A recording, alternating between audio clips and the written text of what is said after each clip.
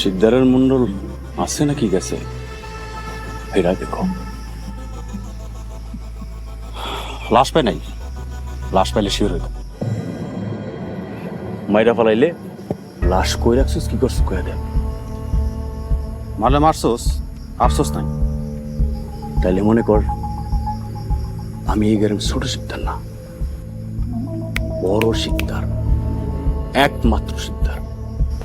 আর আমি একমাত্র মন্ডল। বাপ নিয়া আপনাকে মনে যদি এই উদ্দেশ্য থাকে তাহলে তো আমি আপনাকে উপকারী করলাম। বিরাট ব্যবহার করছস, কিন্তু তোর বউরে নিচে অন্য কারণে, পাপের কারণে না। আমাকে রাজত্ব জানিসস ফিরাই দিয়া তুই তো বউরে নিয়ে যাবি।